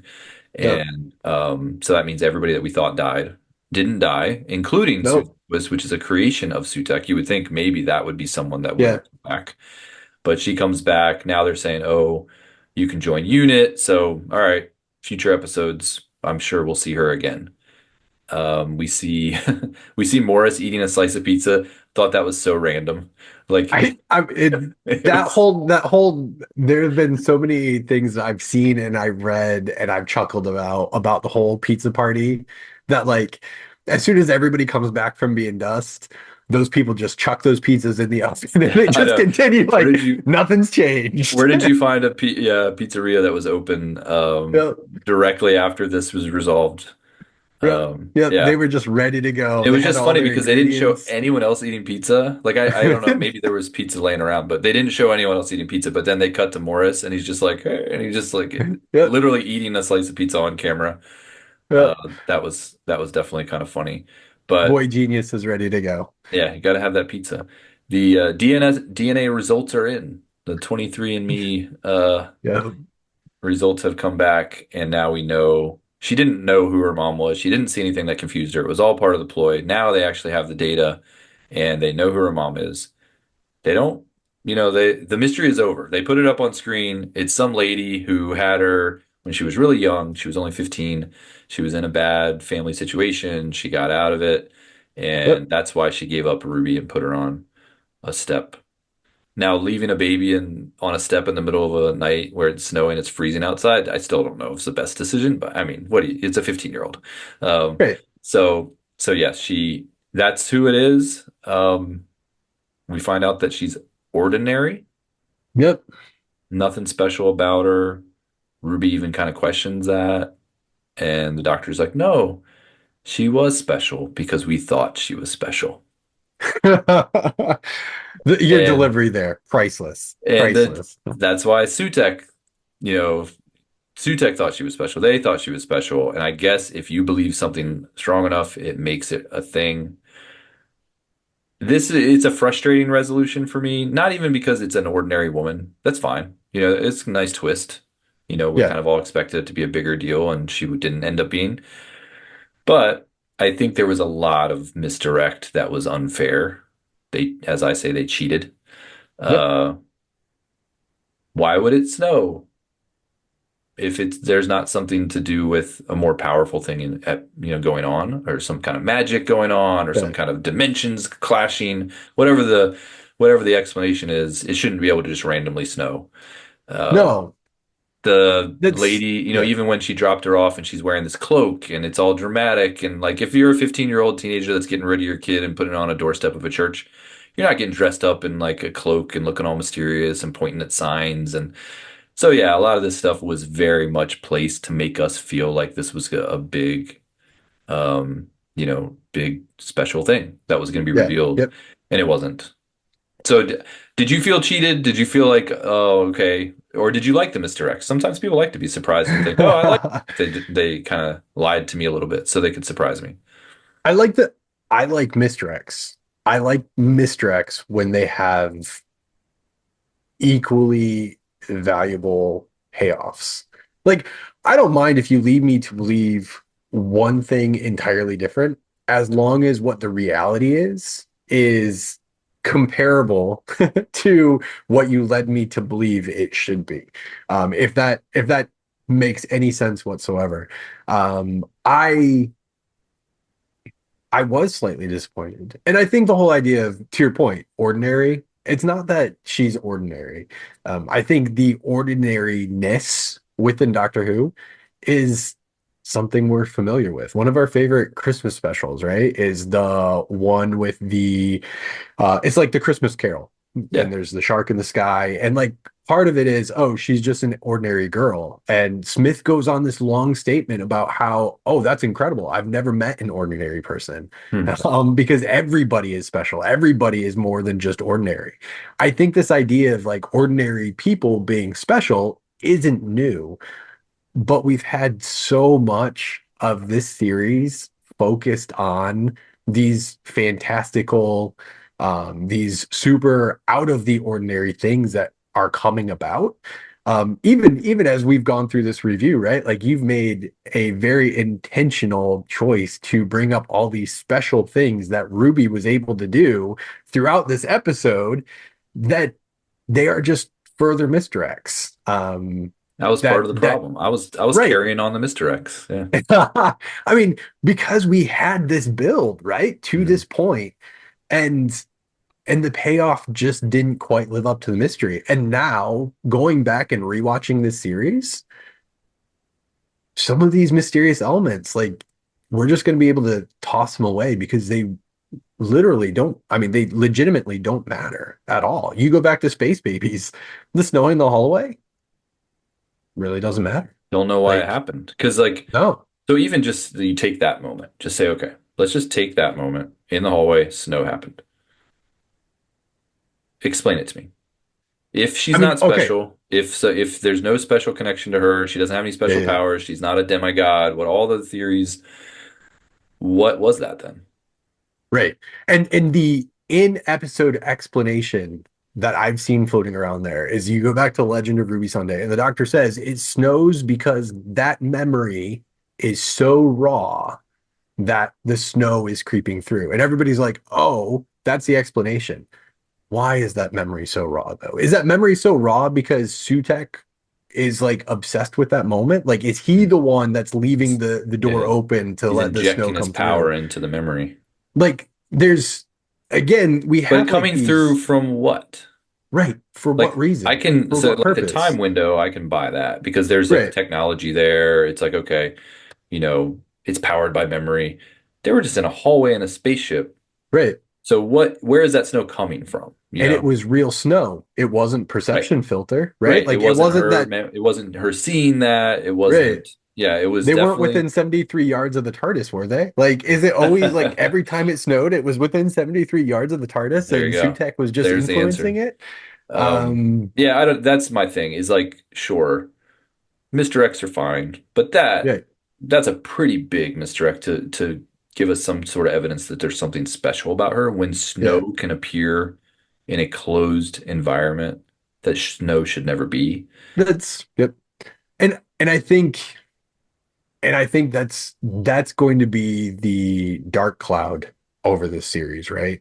I think we've had some really awesome stories. We've had some really great episodes. Well, when we get to the end and some of the undergirding, some of the mystery that has been sown throughout this, like why didn't the ambulance know who Ruby's mom was? Why did the ambulance stutter so often when the DNA testing and like all this other stuff? And Hmm. why, other than, hey, Sutek didn't know, so the ambulance didn't know. Like, but they made such a big point out of these different things throughout the series. I just feel like And Maestro, in Maestro, why did Maestro say there's something wrong with this something creature? wrong with this creature. Like, Yeah, like that's a god is saying that. Rit, where Not where did the because of song come anything. from? Yeah. Where did the song come from within Ruby? Like, Yeah. we have these intentional things that were placed throughout the series that we just come to find out they're kind of hollow. They mean nothing. And her Um, mom is so normal that she goes to the coffee shop like the rest of us, gets her yes. coffee. Doctor takes Ruby to this shop mom's at. Doctor's basically like, "Hey, we probably shouldn't interrupt. We probably shouldn't inject you into her life now. Everything seems fine. You shouldn't, you probably shouldn't even go in there and talk to her." So what's your take on the doctor in this moment?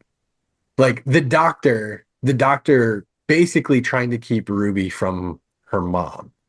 Hmm. Do you what's your take on how he approaches it here? Right? Because at the very beginning of the series, it was this idea of, hey, we're both orphans. We both don't know who our parents are.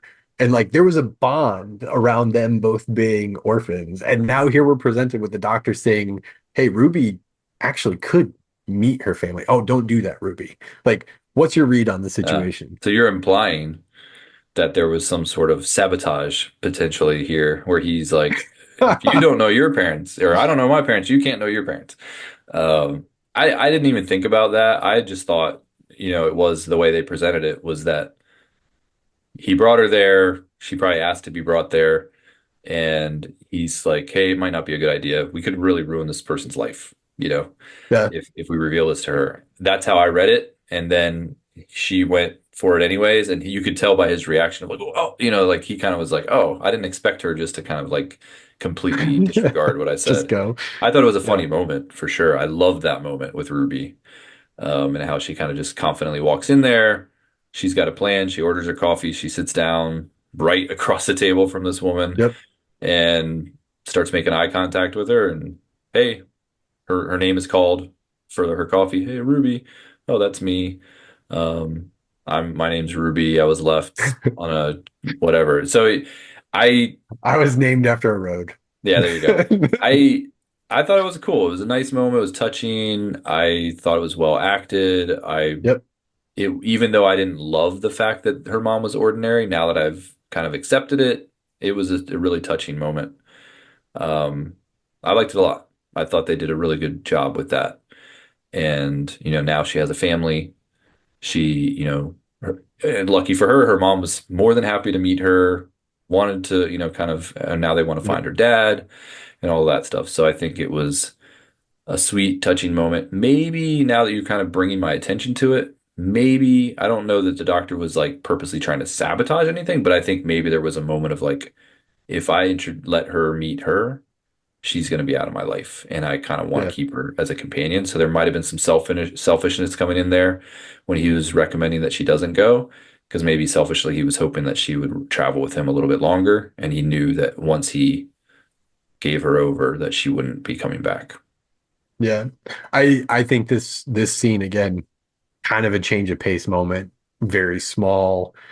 Um, Feels like a different show when we get to this coffee shop. Yeah. But it is it was really well done. It was emotional. I didn't want to be emotional in this episode. I didn't want to feel things in this moment. I had to angle my body away from my son because my eyes were wet. It got pretty dusty in there, and it wasn't from Sutek. Adam, Um, take a page out of RTD's playbook and be an example. Showing emotion is oh, okay for the younger oh, my generation. my son knows that my emotions are constantly on my sleeve, and he's right there with me. But in this moment, I didn't want to cry at Doctor Who. I was feeling other things, and crying at Doctor Who was not one of those. But Did it you was did it you tear was up at this part? I Yeah, yeah. did. It was the depth of emotion, and just watching Ruby break, the way that Millie delivered the lines, it was so well done. Yeah, really, really well done in this moment. Yeah, I agree. I also it was an emotional moment for me watching it. Same with the lady that he met. You know, the two scenes that I think had the most impact were the Yep. two scenes that were most disconnected from the Oh rest yeah. of the episode. Yep. And so, yeah, I think maybe you take away the crazy monsters and the silliness and stuff, and they can have these really heartfelt moments. And Yeah. I thought they did a great job with this. And of course, we have, now that she's with her family and all this stuff is changing in her life, she comes back into the TARDIS and the doctor's like, see ya, you know? Right. And Yep. I do think this is another part of the doctor that they kind of, maybe this is just me reading into it, but I think the doctor I don't think he likes to share his Yeah. companion. And I think in this moment, I think he was kind of like, all right, you have a choice and you could either stay with me or you could stay with your family. You've obviously gonna already chosen to stay with your family. So he was kind of talking her out of like, hey, you're not gonna be my companion anymore. The Yeah. line where she was like, "Oh, but you could come and meet my dad," and then he doesn't say anything, and she's like Yeah. crying, and she's like, "Oh, you don't do that, do you?" Yeah. Now he does. He's met plenty of dads, but Right. I think in this moment it was kind of like that. Yeah, the doctor is a temporary thing in these people's lives, and he sometimes just kind of moves on. Yep. And she calls him out like, "Well, you left, because she's like, am I going to see you again?" Oh yeah, you're definitely going to see me. Well, you left Susan behind, and Right. never. Oh, that was different. But I'm like, was it though? I mean, he's definitely had his fair share of Yep. leaving people behind and causing people to die or whatever. All the number of things and reasons he's had to leave these companions. But yeah, I kind of enjoyed this moment. As sad as it was, I was like, Yeah. okay, this is more what I remember from the Doctor. Yeah. And I mean, we already know bits and pieces of what next series, and there is a new companion, and Hmm. even Ruby, I think, is going to be around probably more than what this scene makes it seem Implies. like she's going to Yeah. be around. That said, like that distance, I think there's such interesting possibilities if they were to be like, okay, this doctor is going to go out by himself for a little bit. And even the moment where she says, I love you, and the doctor doesn't respond, He going back to smiles. even Yeah. like the introduction of or meeting her mom, and the doctor's like, don't do this. I do think there's a little bit of selfishness there. I Hmm. do think like this somewhat over the top, giddy, exuberant, out there, emotional doctor. I think underneath the surface, he hasn't recovered as much as what he's putting out. And I think in this moment where he's almost going to lose Ruby, him not saying I love you when she says I love you, and basically he just pieces out. It's like I want to see what Gatwa's doctor becomes, leaning more into that like hurt, selfish. Maybe he is still unpacking some stuff that he told Tennant, "Hey, I'm done. Like I'm leaving that with you. I've moved past it." I want to see more of what that could have been, but I don't think we're going to get that. Yeah, and I think like you said, we already know she's coming back. Now, how much she's going to be in the next Right. series, we don't know. Christmas special, we don't know. Russell T Davies did say that, she's going to be a part of, future things, and that he said more revelations to come about Ruby's family is a quote. Okay. So maybe we eat our words because maybe all this time we've been saying, oh, she wasn't special. We've been focusing on the mom. maybe the dad. We know the dad is coming. Maybe he's special. Maybe there's something about him, that maybe. So maybe that's wishful thinking that it ultimately will mean more than they gave us in this season. But there is more to be revealed. And the fact that he specifically says more revelations to come about Ruby's family, Yeah. that that's enticing. The dad's Poseidon. Wrong show. Uh, It's not Percy Jackson. Ruby Road, Percy Jackson. yeah. No, And he it said we're in is. the ride, we're in for the ride of a lifetime, is the other thing he said for about the Christmas special. So, you know, take that for what it is. Yep, exactly. Take it for what it is. I do feel like, again, like go back to 73 yards. Like the fact that 73 yards, out of all the things that happened this this series, they didn't mention Rogue. They didn't mention like some of these other things that felt bigger than 73 yards. They specifically called out 73 yards. I feel like this is going to be something um, that we need to take another look Hmm. at heading into next series. Okay. So we'll do the, Adam and Aaron predict and see who's right. I think that's over. I think that that was just, those callbacks were for this episode. And I don't think that that was any kind of hint at more to come about that. I think they needed some kind of explanation as to why, Yeah. Susan Twist was everywhere and how she could be ingrained in all these storylines. Oh yeah, perception filter helped create her. They needed some sort of tool to have that make sense, and they had, the prime minister guy to kind of kick off her memory. I don't know. I feel like they brought them in purposefully for this episode. I don't know that it's going to be any kind of storyline going forward. I've been spoiled by speculation. I Ah, cannot speculate in good in good conscience. I do got it. prior to the speculation though. Prior to the speculation though. I thought the fact that we still have the unresolved mystery and the doctor is now aware of the unresolved mystery of how in the world Ruby remembers the prime minister that she never met, how she knew 73 yards right offhand. Like I feel like the fact that they called that out and had the doctor recognize that something was weird about that that has to come back up. Okay. That has to.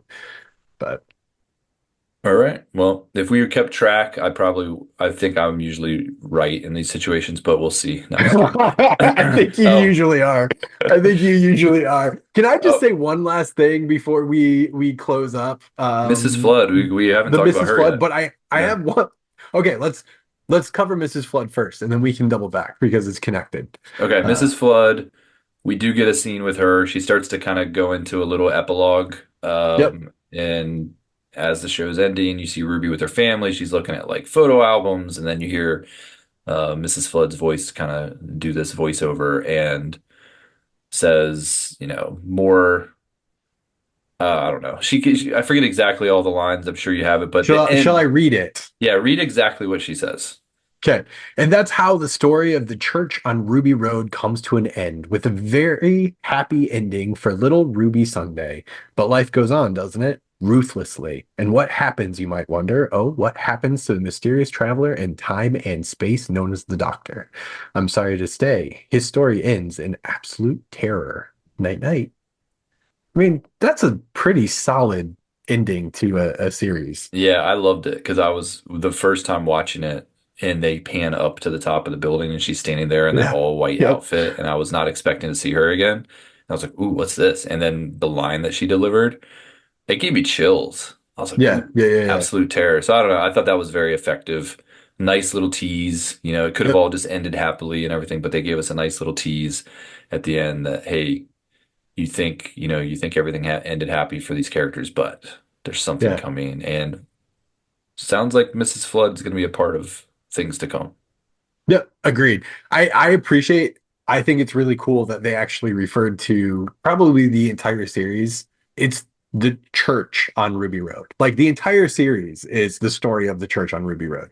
I thought that was fun just to think of this as one long story because we haven't had like one long cohesive story in a long time. So to be able to just encapsulate that, but then also just to know that you gotta love the tease, right? Like we whatever might the outcome have been after all the teases from this entire series. We don't know really what the payoff was. I think maybe time will change our perception on this, but to have the series end with yet another tease of what's yet to come, I do appreciate that. Okay, doubling back. How the heck is Cherry, Ruby's grandma, just totally cool? Like, I would be Yeah. freaked out if, like, after I got, or right before I got dusted, my next door neighbor told me to pray to my maker because she's going to storm the gates of heaven and tear them down. Um, like, so they get returned. What's Cherry's first response to seeing Mrs. Flood on the bed next to her? Like, They're hugging. what is she? Yeah, I know, but like, she just, anyways, Yeah, that's Cherry needs true. to check herself. I think Like, Cherry maybe, she's of an age or elderly enough that maybe what she says or the experiences she has, maybe people don't believe her or like that's I could totally see that her, they come back and she's like, yeah, then Mrs. Flood was talking about storming the gates of heaven. Like, okay, Cherry, that's sure she did, like right, right. nobody's gonna believe her. That's poor Cherry. Mrs. Flood just pulled a quick one, went full on Karen on her, and no one's gonna believe her. But Yeah. So we'll see. She doesn't seem like a good character as no, far as no, it's storming the gates of heaven or whatever. So no. She'll be. It will be interesting to see. Okay, so I'll let you speculate. I have no thought on this whatsoever. Well, I haven't read anything about this. Mrs. Flood, call back to previous Doctor Who character or brand new character? oh, I was assuming that she's new. Okay. Why? Is there No, I'm just speculation? meaning, do you think she's going to turn into so like Sutek, call back from a former character. Ah. Toymaker, call back to a former character. Do you think Mrs. Flood new or is she going to be another callback? I would say there's probably a good chance that she's a callback because that seems to be what they're doing. I just am not aware of what it could be. But so if they reveal, oh yeah, Mrs. Flood was actually this character from season whatever that went up against Yeah, the whatever doctor, I'll be like, oh okay, I never saw that episode. Like yeah, that's kind of how I felt about Sutek when they first revealed him. I was like, all right, I feel like I should know this. yeah. And I Googled it, and sure enough, he was an old doctor or an old villain. So Yeah, yeah, I yeah. would have never known that, unless I had to look it up. So I feel like whoever she is, if she is a callback to a classic episode, I have no awareness of that Yeah, character. yeah, yeah, yeah. I'm hoping she goes the route of the Maestro. Like connected to, but not a returning character. I want her Yeah, to be something new. yeah, I I think want to some see new RTD characters. stretch his legs a little. Yeah, I think some new villains that he has to face off against, and ones that can come back. Yeah. Don't easily defeat.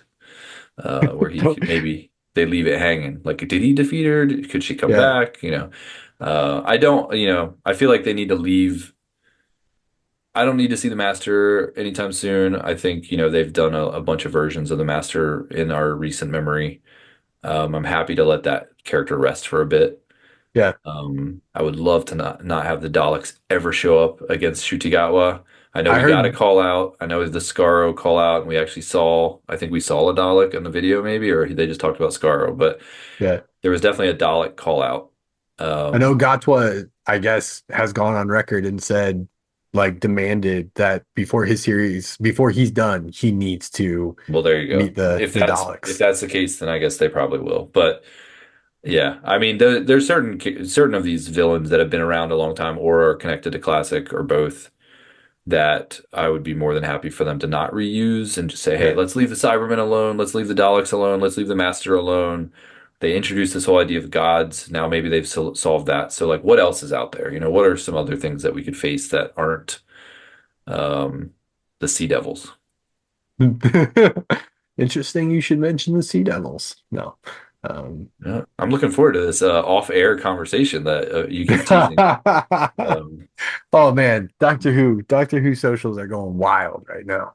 all right. Well, I think we've covered this one, I think, right?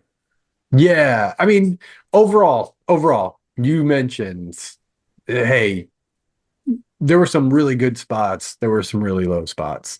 Are you more positive? Where are you at? Because a lot of times after we talk through it, our perceptions change. So Yeah. where are you at? No, I liked it. I liked this one. I thought it had some really great moments. I thought it ended well. There was some good moments throughout. There were nitpicky things. I don't love Sutek as a bad guy. I just never bought the, kind of the fact that he was really that powerful or really that Yeah. threatening.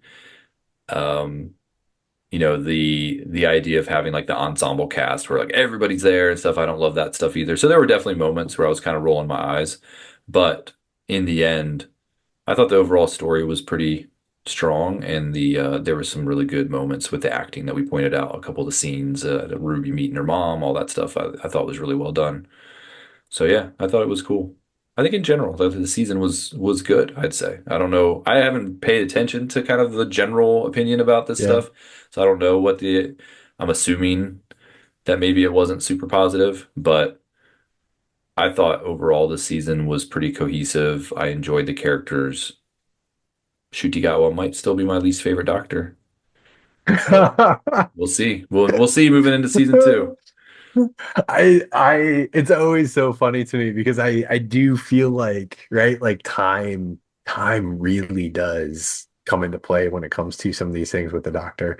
I remember us being really hard on Capaldi. I remember us being really hard on Whitaker. And now like my opinion of all of them has dramatically changed. Now. So it's going to be interesting to see how it continues to evolve. I as far as how the show's performed, I've seen multiple news outlets like reporting it's doing really well with the younger crowd, And that's what they're which shooting for. I think that's what they were shooting for. So And I they did might notice accomplish what they, that tonight when I was scrolling through the top of Disney Plus, yeah, it's still in the featured section. So, yep, Disney's definitely promoting it. I would love to hear the numbers. I yeah, know they talk about the top, streaming shows and stuff, and I haven't seen it on any of those lists. I know, it's not like the top premiere or anything like that. So I'm curious to see what their numbers looked like if Disney thought it was a win to bring it on board, or is it kind of like, oh, okay, we did one season with you guys, didn't really go so well, so let's kick it back over to BBC America or whatever. So I'll be interested to see kind of how all that stuff plays out. But I do think just based on some of the numbers that I was seeing earlier this week that Disney Plus, I'm seeing it reported that the audience numbers for every episode are consistently going up as the weeks go by. hmm, And it's like it has to be because Disney is promoting it on on top. It shows up in Disney commercials now yeah, yep, alongside Star Wars and Marvel, and you have Shooty Got was Doctor mixed in there. yep. Um, that it has to have an impact, right? Just as far as general visibility. As And for this episode, oh, go ahead. I was just gonna say one last thing, like the bingeability of like now that it's Yeah, all done. A lot of times people yeah, will wait and say, oh, okay, they don't want to watch it as it's released, but once the season's over, then they'll watch it all. So there could be an audience still that's getting caught up or just haven't had a chance to watch it yet. yep, So yeah, it lives forever. That's the good thing about streaming, right? yeah. Until Disney decides to take it off, Yeah, and it then it goes the way of disappears for a Willow. long time. It goes the way of Willow. I never watched the Um, finale of Willow. I'm still mad about that because I I was just like, oh, I'll get to it eventually, and then they took it Yep. down, and I'm like, I'm never going to see the finale of Willow. Yep. Yep. There's a couple of shows that it's like, oh shoot, I That's was going. waiting.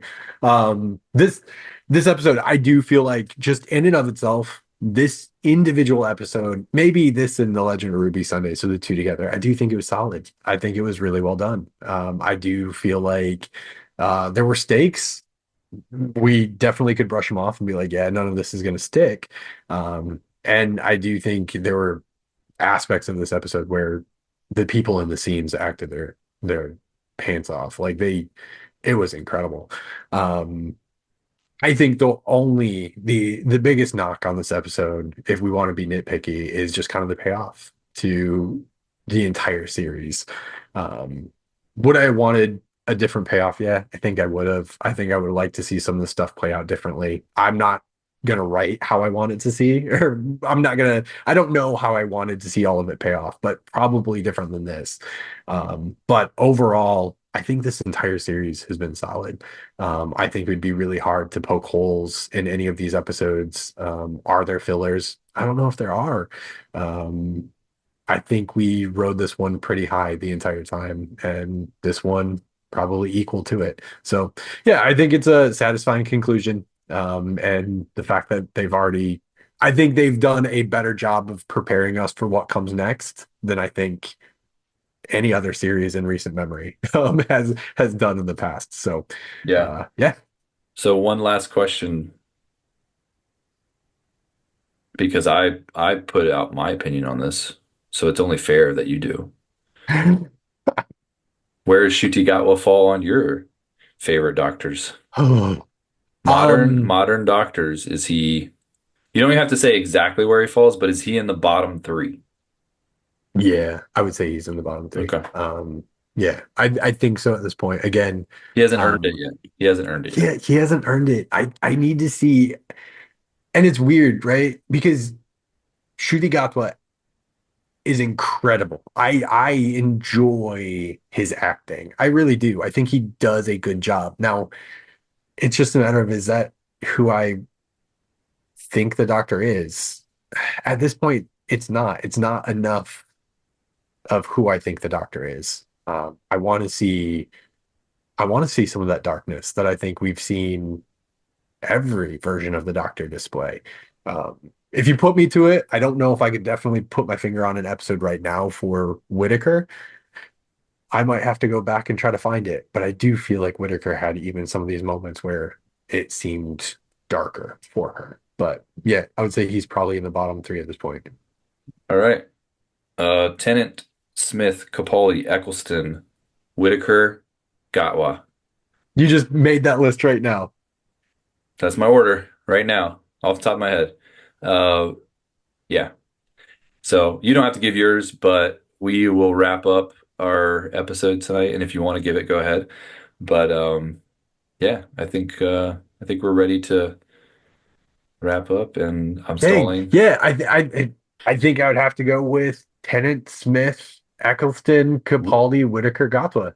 Okay, so you and I are the same, except we flopped Capaldi and Eccleston. Yeah. Yeah, Yeah, yeah, yeah. I put Capaldi as my third. I think those two could flop. I could go watch a few episodes and change my mind on that order of those two, but I think other than that, it's pretty solid for my order right now. I could see Gatwa surpassing Whitaker depending on how the second season goes. In my favorites, there's still some just key things that I haven't seen from him yet. See, Yeah, that's the thing. I think his ceiling could be pretty high. great actor for Yeah. sure. Yeah, can't deny his acting abilities. Yeah. And I think he has a greater potential in regards to storytelling and writing than I think Whitaker was ever given with her ensemble companion cast Hmm. and Sharing the writing that she screen was with given. so much. Right. Yeah, that was tough for. Yeah, that was something we talked about a lot too when we reviewed the episodes. Just feeling like, oh, this episode just it felt like she was secondary, Right. and Right. at least with Gatwa, although I guess he did have a couple sideline episodes where he, you know, the one where the about the mine where he stepped on the mine, he was Yep. kind of sidelined there, and then Sideline, but he but was a he focal was point. right. I wouldn't say fully sidelined, but a lot of people kind of consider that him being sidelined. And then, 73 yards, he obviously was Oh very yeah. sidelined in that one. So, I mean, Yeah. when you only have 8 episodes and, at least one of them you're sidelined, if not two, that's not keeping you. But I'd say other than that, he was pretty much the focus of most of the other episodes. Although, I don't know, I guess even if you think about Dot and Prime Bubble, time. Yeah. yeah, they were kind of sidelined in that one too. So, yeah, whatever. Yeah. We're getting off on a rabbit trail here, but we're both excited. We like the season. We're excited for the next Yep. season. Next time I'll talk to you, I'll be saying Merry Christmas, maybe. We'll see. That's wild. I mean, we always talk about that's not going to be the case, but it usually turns into the case. It might be a little bit. Yeah, yeah. If we don't have something we have to review, we tend to not jump on and try to do extra stuff. Just life's too busy. But you Yep. never know. I have always wanted to review the Doctor Who movie with Oh, the Ninth Doctor, or no, yeah, yeah, yeah. Eighth Doctor. Um, I've always thought that'd be a fun one to look at and review together. So maybe we could figure out a time to do that between now and Christmas. But yeah, I think this is signing off for now. And until next Yeah. time, Uh, I need to prepare these better. I'll tell you the secret, Suits. I did appreciate the fact that Kapal or that Gatwa comes up with nicknames. hit the nickname for Sutek. Sutek Suits. Yeah, yeah. I'll tell you a secret, Suits. This feeling that you now have, this doubt, have you ever felt more alive? Like some of these lines he could deliver like if you just switch the tone of it, like he delivers them so like have you ever felt more alive? And if he just like turned it gravelly in Batman, like they could come across pretty dark. Um He needs to go through some pain, I think. yeah, There needs to be yeah, some tragic loss or something. He couldn't save somebody or something. I don't know. that is true. He's not scarred yet, and maybe that's why Yeah. we're getting a very upbeat version of the Doctor. So.